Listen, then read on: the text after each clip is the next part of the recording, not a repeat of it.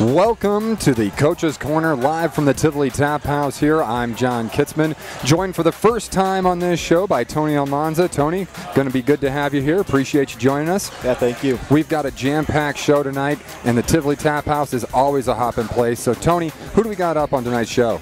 So today we have brand new tennis head coach Barrett Elkins, who gets us excited for the spring tennis season. Perfect. We'll bring on men's basketball head coach Michael Bahl to talk about the team's performance this past week. And we'll get to know men's basketball senior Shane Fox, who will tell us how much fun it's been to play basketball at MSU Denver. Tony, it's going to be a fun one. There's no doubt about that. But before we jump into that with you, Barrett, we're going to take a look back at this last weekend's highlights right here on the Coach's Corner. So we'll tip things off first with our women's basketball team, who split their 2 games this past week. Coach Tanya Have's squad dropped a heartbreaker to UC Colorado Springs last Tuesday by just 3 points, but would get back in the win column on Saturday, defeating Westminster College 70-63 in Salt Lake City. Georgia Ordorf led the team with 21 points, while Jalen Smith put up 13 and added 7 assists to help the team improve to 10-5 in RMAC play. Now for the men, and the Roadrunners dropped both of their games last week. Cameron Williams led all scorers, dropping in 26 points while pulling down 6 rebounds. But it was the play of the Mountain Lions, Elijah Ross, who crammed in 21 points, 4 rebounds, and 10 assists to lead UCCS to the win. MSU Denver lost their second game of the week on the road against the top team in the RMAC in Westminster College. The Griffins' top scorer, Dayon Goodman, put up his normal 34 points, but the Roadrunners had the game to within 3 with just 2 minutes to go. The last couple of shots didn't fall for the Roadrunners in the 60-57 loss, but the red and blue are still sitting in 3rd spot of the conference standings. And let's finish things off with a little indoor track and field. The team rolled to Golden to compete in the Colorado School of Mines Division II Invitational. Saeed Moreno was incredible for the Roadrunners. The junior finished 3rd in both the 200 and the 400 meter dashes to cap off a great weekend. Redshirt freshman Jacob Link competed in the 5,000 meter race and finished strong, crossing the line in the 3rd spot. Sophomore Alden Grudel wowed the Golden crowd by finishing 2nd in the 5,000 meters, while fellow 5,000 meter runners Erica Ruiz and Molly Smith came in right behind her in the 3rd and 4th spots, respectively. Sabrina Rauter also had a top finish, placing 3rd in the 1 mile race. You can visit roadrunnersathletics.com for all of the results from this very successful past weekend. With that recap of this past weekend, we're going to bring in our new head men's and women's tennis coach, Barrett Elkins. Barrett, good to have you here. Thanks for having me. Excited to be here. I say new, but you're really not that new. You're starting that spring season now, and spring fever is in the air, getting outside. It's been a very mild winter, and having that Regency Athletic Complex out there and being back on campus for the first time in a long time, I think it's got to be a good feeling jumping into the weather right there. It is, absolutely. I'm coming from the southeast, so hearing it's a mild winter is a little scary, but I'm just happy that we're surviving it so far and we're getting to be out on court as much as possible. The RMAC came with its preseason rankings a few weeks ago. Both your men's and women's teams were picked to finish first. How do you look at these rankings, and what do you tell your team when they see them? First thing I told our team was, as exciting as it is, it's also a pretty big target on our back. Everyone that sees that knows that they want to beat the team who's predicted to become first. With that, we have to make sure that we are ready every single conference match. Being predicted and picked to come first is it's exciting. It's exciting and hopeful as well. But we have to make sure that we stay within ourselves and that we are prepared, and we don't take that to an end and say, well, we've already done it since we were picked first. So right now we haven't accomplished anything this year. Make sure that we know that, even though we've been chosen to win, doesn't mean anything until it happens. So with that kind of winning mindset, you've got some players on your team, in particular Josh Grates from Australia, preseason player of the year, what we commonly refer to as the biggest upset award. If you don't win that, it's a tough one to swallow, right? Absolutely. But looking at Josh Josh, what does he bring to the table for your program here on the men's side and even the women's too? I mean, he sets a great example. He does. Josh has a tremendous work ethic. His preparation before matches, during practice is incredible. He is the best on-court leader that we have. And like I just mentioned, it all starts from his preparation. He is very methodical. He will get out and make sure that he does the same thing before every match, and he is, as you can see, looking at his results, obviously he's doing something right. Definitely doing that. So on the women's side, Tabitha Porter was named the preseason All-RMAC team. In the short time you spent with her, what makes her such a top-flight player? Yeah, Tabitha is great. She had an incredible fall. She won the ITA regional tournament, got to go to nationals. It was a great experience for her, a great experience for me, a great accolade for the tennis program to have. What makes her best on the court is her mind. She is the toughest mental player I've seen in a very long time. She is able to adjust her play and just knows how to win. She doesn't have one strength that will go out and beat everyone. She can beat all sorts of different styles of players, and I'm very excited to see how she does this season. She's currently ranked 6th in the nation, which is, like you were talking about, Josh, it's pretty amazing. It is. It's great. But it's also going to be a huge target on her. Everyone that, whether the team believes they can beat us or not, they're going to look at Tabitha and say, I want to beat the 6th player in the country. So she's not going to have one easy match all year, and she's got to be prepared every single day. So kind of looking at that, you talk about how your team is made up, and when I think tennis, I think of an individual style sport, but clearly it's a team sport when you're competing at the collegiate level. So what are some of the other players, once you get past that kind of one position, who are some of the other players we should be looking out for here this season? A couple. On the women's side, we'll start with Courtney Wright. She is a senior. I think she's ranked currently 11th in the region. She would have had, I think, a much better fall, but she was dealing with an injury. She's also one of our top doubles players. And her and Emily Kerr team up and make an incredible doubles team. They're our #1 doubles team, and I think together, being seniors and having played together, I think they're going to do some great things. I think they should move up the rankings this year. It's unfortunate they didn't get ranked higher earlier, but I think it was, if they were healthy and full strength in the fall, it might have happened. On the guys' side, we actually have 3 men ranked in the top 10 in the region. Josh at 6, we have Alejandro Martinez at 8, and Joey's ranked at 10 right now. So we have a lot of good things to look forward to. I think any of those guys are ready to step up at any time and take over as soon as Josh graduates. So kind of looking at that, and you talked a little bit about your doubles pairs with how Courtney and Emily, and how do you go about setting up those doubles pairs? I mean, they're not necessarily the 1-2 player on the single sheets, but do you just kind of go with what you've seen done in the past, or has this been an evaluation process of whose styles play together? How does that work? It's kind of a combination of both. Luckily, the previous coach filled me in quite a bit on the team and helped me out when I was coming in, gave me some advice on each player. So that was very helpful coming in. Daniel I can always reach out to him, so that's been great. But yeah, a lot of it has to do with just who fits. Sometimes it looks like players should do well, but on court they just don't mix or don't have the chemistry.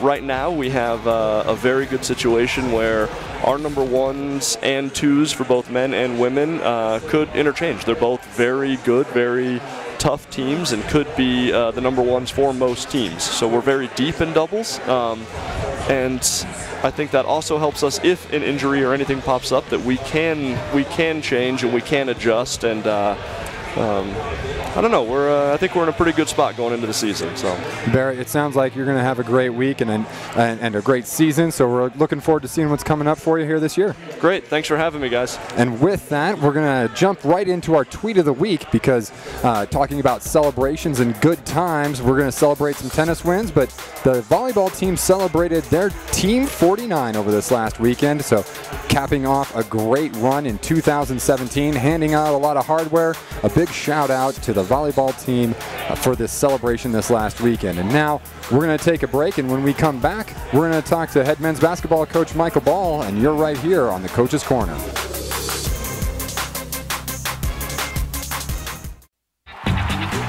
We have so much to celebrate in Division II, but we're especially proud of our commitment to Make-A-Wish. Division II student athletes have led a 10-year initiative to raise funds and help grant wishes of children with life-threatening medical conditions. Nearly $3 million have been raised, and hundreds of children's wishes have been granted. We play hard, we work hard, and we support others in need. Why? It's simple. Because we care.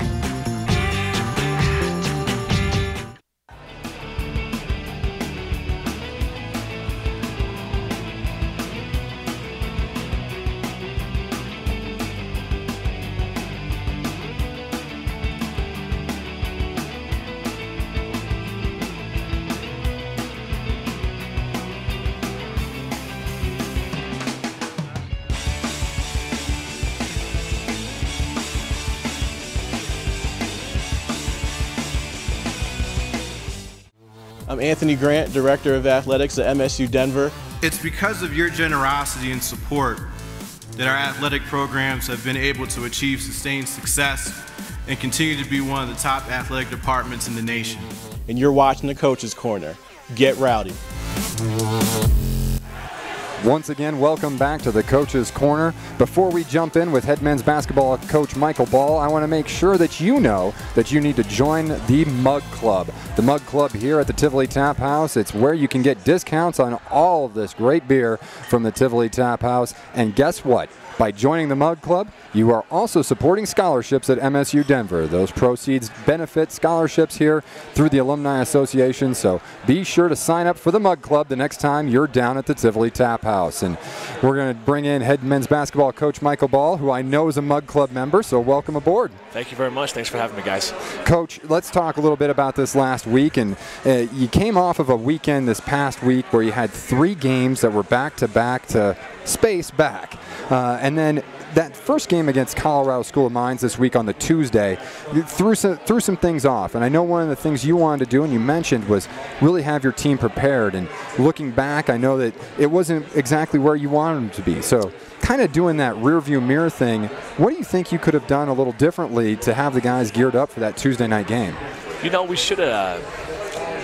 We ended up going to a walkthrough on Monday, which I'll never do again. We should have practiced. Okay. We should have practiced. I was playing a lot of guys, a lot of minutes. I was seeing if we can't be as fresh as possible going into that game. But we did lose those game reps on that. But give credit to UCCS. They were in the same situation as us. They played 2 games on Friday, Saturday. They had to come back on that Tuesday to play us. And they were on the road. So, I mean, they were the team that was more prepared to play. They had a little more sense of urgency. So hopefully we've learned our lesson from this past time. And next time it comes to game, we'll be ready for it. That's great. You talked after the game about how one guy beat you that night, Elijah Ross. Sorry to remind you about these stats. He had 21 points, 10 assists, and had 16 free throw attempts. What was he doing to give your team problems? You know, they were putting us in ball screen situations, and I thought our ball screen defense was very average on that night. You know, we always want to make sure on a ball screen, it's basically 2 of our guys guarding their 1 guy. And we typically have the advantage. We didn't do a very good job of taking the ball out of his hands. You know, so we've already adjusted. We're going to make a couple adjustments in terms of the next time we play them. And a lot of teams in America do run ball screens offense. So our ball screen defense was hurt us at times against UCCS. But give credit to Elijah Ross. He's a really, really good player. And he showed up that night, and he was sort of the cog for them that got them going. Coach, I know one of the things that we talked about prior to the UCCS game was that rivalry that's now building with UCCS and the Mountain Lions. And in some cases, it's one of those where when you were around as an assistant, there was a time where it was those guys weren't ever going to touch us. And now all of a sudden, they've won a couple games here and there, and they've built some confidence. So what's the difference, or how is that really built over time between the initial start and then now all of a sudden here we are a couple years into it and really getting their best game every time they come to play? Yeah, I think Coach Culver's done a great job, and your lifeblood of your program is recruiting, and he's done a phenomenal job recruiting. And it started 5 years ago when they got a guy by the name of Derek White, but it just wasn't Derek White, it was Alex Welsh as well. It was Darius partner. It was guys that they had through the reins, and they built off that. They had the momentum and they carried off on it. And it's credit to their coaching staff and their players for turning that corner in terms of they had a couple really, really good seasons, and now expectations are high. So once you lift those expectations, you always want to live up to them. So now when he starts recruiting, they want to get back there because they've done it before. So that helps in their recruiting process. And plus, a lot of those kids are Colorado kids. They play with a chip on their shoulder, and they always wonder. They always want to come down to Metro, where a lot of those kids are from, and play in front of their family and friends. And so it's just a good game in regards to that stuff. So you flew to Salt Lake City to take on the top team in the RMAC in Westminster College. They sport one of the best players in the nation in Dayon Goodman. Was your plan to slow him down, or was it to keep everyone else on the team in check? You know what? The tape we've watched on him, sometimes you overreact. And when I say overreact, I mean the guy averages a double-double, and he's probably the best player in the country. So our thing was he's going to have to score 60 to beat us. He scored 34, but he also had 9 turnovers. So we wore him down, and they only scored 60 points. They averaged 76. So from a defensive set, I thought we did a great job defensively. When you hold a team that scores 76 to 60, you just hope your offense is going to score more than 57. Right. And we had the shots we wanted. We really, really did. The second half, we shot the ball much better, but it was our first half, our inability to make shots at a timely manner. We missed a couple bunnies, and when you shoot 35, 34% for the game, you're not going to beat anybody. I don't care who you're playing. Yeah, caught up with you in the end there a little bit. And really during that course of that game, there was a 13-point lead that they built there, and you ended up kind of getting that back, though. I mean, over time, you brought it a little bit closer and a little bit closer and a little bit closer. So what were you doing, or how did you coach the team up? I know you've been in that situation before. Is there anything that you said to them specifically to say, hey, settle down, we've got this? Well, I think you said it right there. We were down by 15 with right around 12 minutes and 45 seconds left. And when you go back to what you've done before, and the thing that we've been in that situation before, which I don't like to be in that situation, but we knew it was wearing on them. It really was. They were starting to get tired. The shots they were making early were not the shots they were making late. Goodman had a good start to the first half, but he started to drop off the second half. So we knew we were wearing him down, and it really was just a matter of time before we started making our shots, because we got really good looks. As a coach, we got the exact shots we want, the exact shots we're supposed to get, and sometimes you don't make them, and that's part of the game. Unfortunately for us, you make a couple more shots in the first half. Our free throw shooting's been atrocious this whole year, and it finally caught up to us when you play against another good competition. You got to be able to convert those easy baskets. Those free throws are huge. Yeah. Cameron Williams hits a three-pointer to get you to within almost 2 minutes to go. You got a couple of stops, but the three-pointers that got you back into the game didn't fall in that last minute. Talk to us about those last few minutes. I thought we could do a better job as a coaching staff. I think we were down by 3. We got to stop with right around 18 seconds left, and the adage is over 10 seconds or more, go get the quick 2. I thought I called a timeout when I shouldn't have called a timeout. We were on a break. We should have gone and maybe see if we can't get a quick 2. Now you're only down by 1. You foul them, they get a little bit tighter, so now the game changes that way. So I think the guys did exactly what I told them to do, but it's a learning moment for me. Just like we ask our guys to constantly improve each game, it's the coaching staff as well.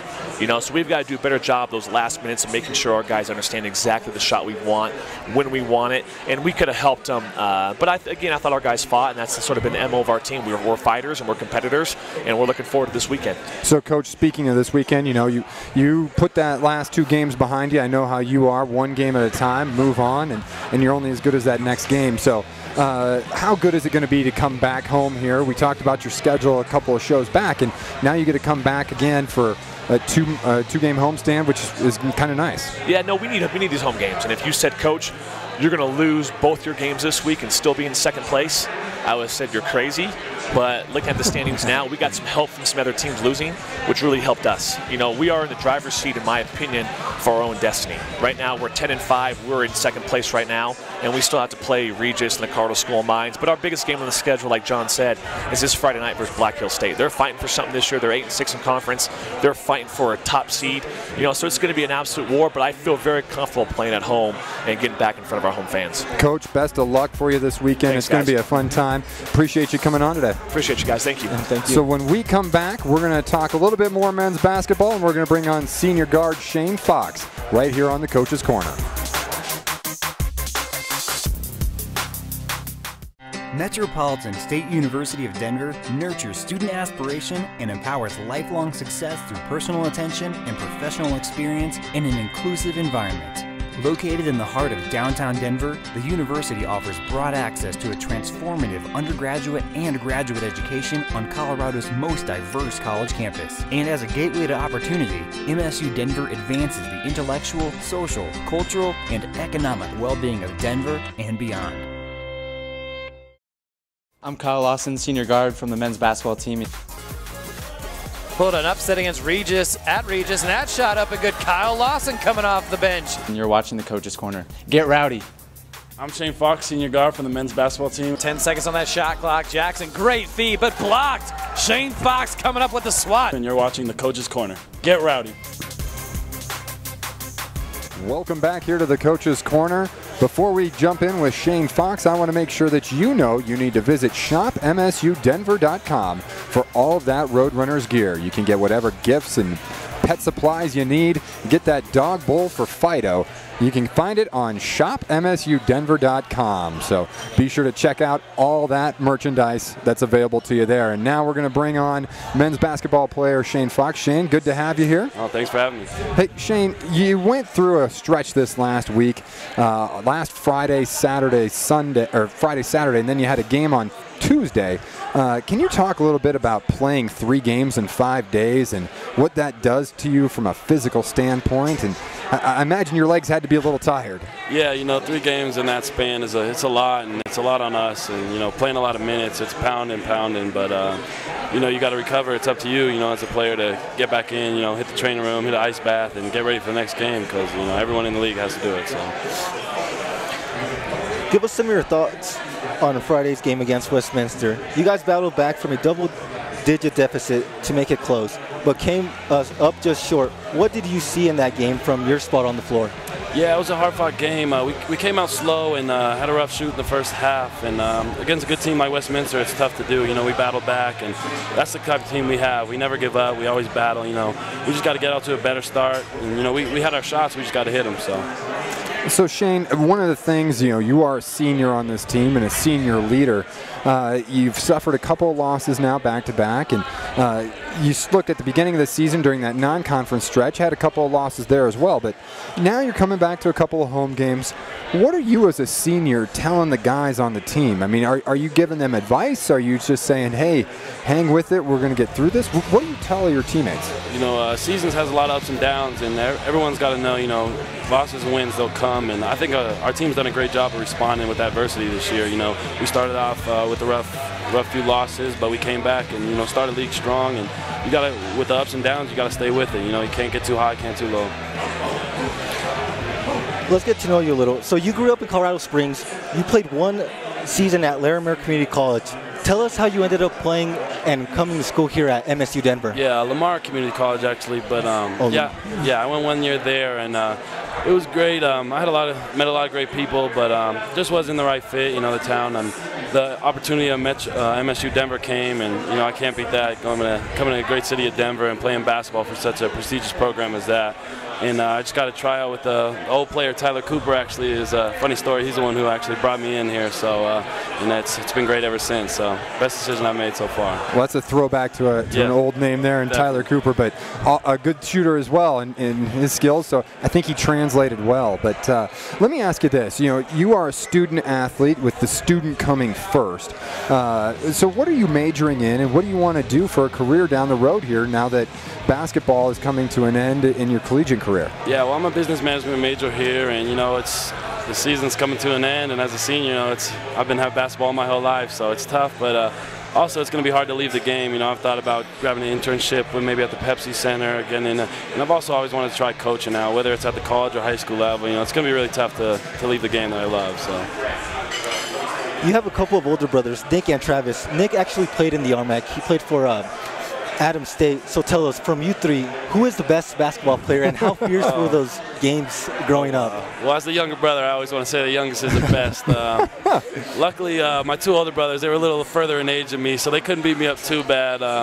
They had to let me win sometimes, but gotta go with yourself, right? Gotta go with yourself. So Shane, let's talk a little bit too. That's great. The youngest one is always the best one, right? Right. You also played baseball though in high school and stuff. And was basketball always #1 on the list, or did you at one point say, maybe this isn't for me. Maybe I need to check out another sport? Where did you end up? And was basketball always front and center? Growing up, baseball was actually my first love. Baseball and basketball always were my favorite two sports growing up. And I played Little League all the way up. To high school, I played baseball and basketball, and I loved them both. But just my brothers, he played basketball. My other brother, they stuck with basketball. Kind of became more of a part of me, and I wanted to see myself playing college basketball. But my dad, still to this day, he's like, I wish he could still play baseball. So my dad always gives me a little grief for that, but no, it's great. Shane, hey, it's going to be a great end of your season, great end of your career. We're hoping but nothing but the best for you, and I know you got a couple of good games here this weekend to come and check out. So best of luck. Thank you guys for having me. A lot of fun. Appreciate you having you here, Shane. So a couple things that we've got coming up. We have a number of items for Roadrunners Athletics coming up on the schedule here this weekend. First, let's lay it out for basketball. Friday night, they take on the Yellow Jackets from Black Hills State, and they're going to come to downtown Denver. The women will start with their tip-off at 5 p.m. at the Auraria Events Center, while the men will tip off at 7. The South Dakota School of Mines will come in on the next night on Saturday. And again, it's the women at 5 and the men at 7 o'clock. Be sure to come out and support the Roadrunners here and check out all of the schedules on roadrunnersathletics.com. And are you ready for the new baseball and softball seasons? The baseball team will be at the Regency Athletic Complex this weekend as they host a 3-game set against Nebraska Kearney. The softball team will head to Albuquerque, New Mexico to take on 5 opponents in 3 days. So we'll flip over to the indoor track and field teams, and they are back at it this weekend as well. They'll head up to compete in the Colorado University Invitational to face off against some top-notch Division I talent. And also, Coach Elkins, as he mentioned, he's got a couple of squads coming in this weekend. They're going to take on Air Force in Colorado Springs, and the men are going to travel up to Greeley to take on the University of Northern Colorado. That is a full show and a full weekend of activities. Tony, it's been great to have you on board for this one. Appreciate you here. Oh, yeah, thank you. I'm a little nervous about it, but I got through the first one, I guess. Hey, nailed the first one. Big thanks to all of our folks who helped make this show possible. Appreciate having Coach Elkins, Coach Bahl, and Shane Fox on the show. Special thank you to Eric Lansing for running the cameras and making everything happen. Thank you for joining us. We'll see you next time on the Coach's Corner.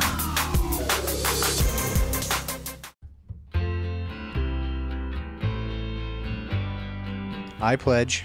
I pledge. I pledge. Here at MSU Denver. To stop sexual harassment. To identify situations in which sexual assault may occur. To never blame the victim. It's on us. It's on us. All of us. To get a friend home safely. It's on us to be a part of the solution. And not part of the problem. Learn more and take the pledge at itsonus.org.